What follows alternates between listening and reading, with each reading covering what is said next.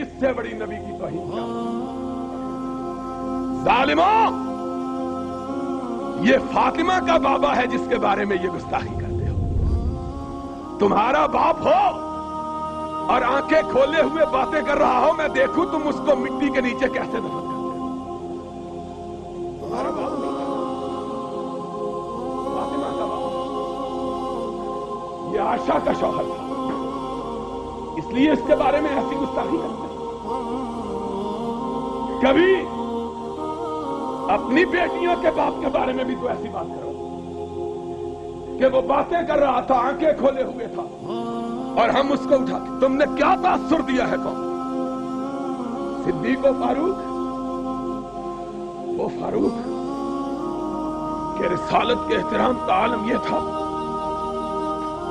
ایک آدمی نبی کی بارگاہ میں حاضر ہو کر اونچی آواز سے گفتگو کرتا ہے، فاروق کے چہرے پر سلوٹیں پھیل جاتی ہیں. صحابی دیکھتے ہیں فاروق کے لب پھڑپھڑا رہے ہیں، چہرہ غصے سے سرخ ہے. کیا دیکھا؟ نبی کی نگاہ پڑی، فاروق کے چہرے کو دیکھا، پھر اس کے ہاتھ میں نگاہ گئی، دیکھا تلوار کے دستے کو پکڑے ہوئے ہاتھ لرز رہا ہے. نبی نے کہا فاروق رک جاؤ، فاروق رک جاؤ، فاروق رک جاؤ. فرمایا آقا، آنکھوں میں آنسو آ گئے. آقا میرے سامنے کوئی آپ سے اونچی آواز میں بات کرے، کعبے کے رب کی قسم ہے اگر آپ کا احترام رکاوٹ نہ بنتا تو اب تک اس کی گردن کٹ چکی ہوتی.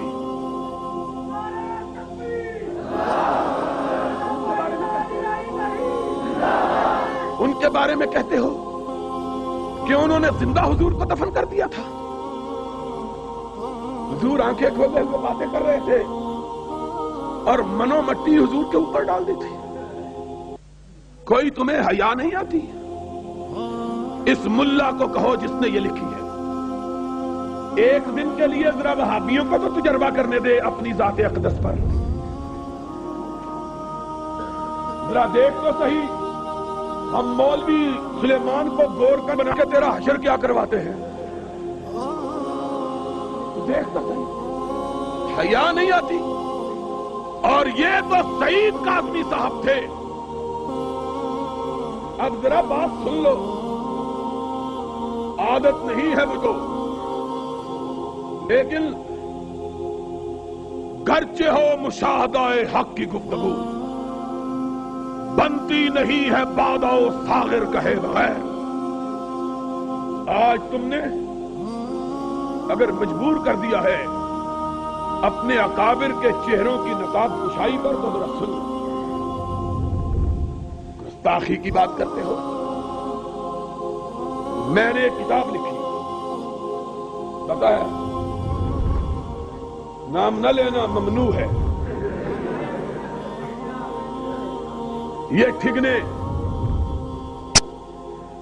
یہ ہم جیسے بلند قامت لوگوں کی کتابوں کو ممنوع قرار دیتے ہیں اور سمجھتے ہیں ہم کہیں گے اچھا جناب. میں نے تب بھی کہا تھا، آج بھی کہتا ہوں، لاہور کے اس جلسے میں تمہارا یہ حکم میرے بوٹ کی نوک پر نہیں مانتا. جاؤ جو جی چاہے کر لو.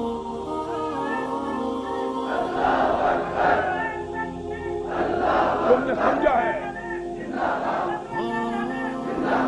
ان کو ڈراؤ جو بلیوں سے ڈر جاتے ہیں.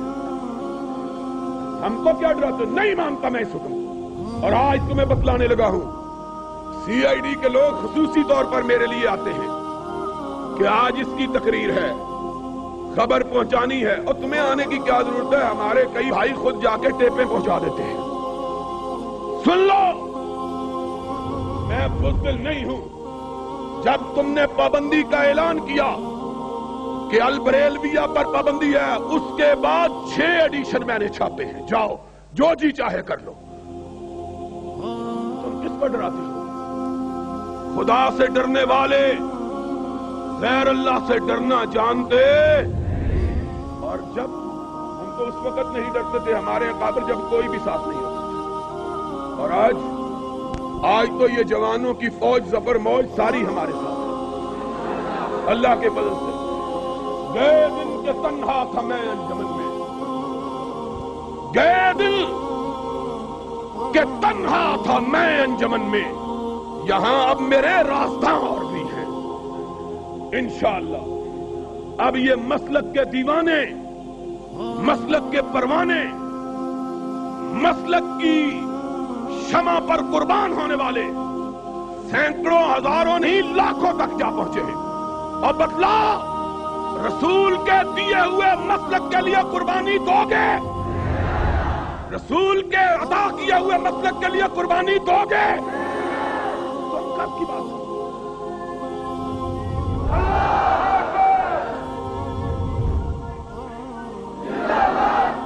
یہ وہ نوجوان ہیں جن کے بارے میں اقبال نے کہا تھا، اگر جواں ہو میری قوم کے جسور و غیور، کلندری میری کچھ کم سکندری سے نہیں.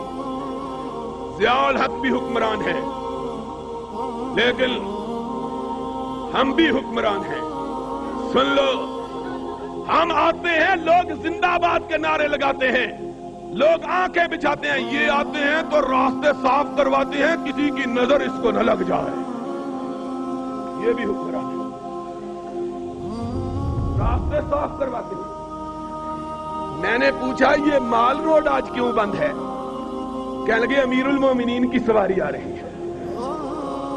امیر المومنین کی سواری آ رہی ہے تو مومنوں کو کیوں روکتے ہو؟ کہنے لگے مومن بے وضو ہیں، کسی غیر محرم کی نظر ان پہ نہ پڑ جائے.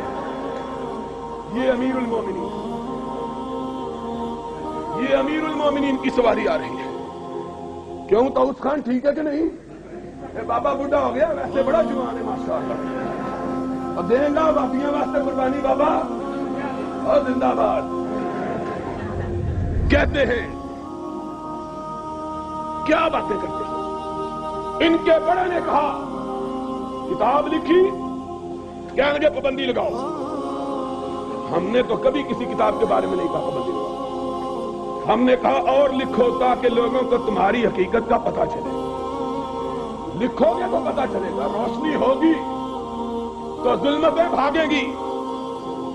2 سال 3 سال سن 83 میں کتاب چھپی.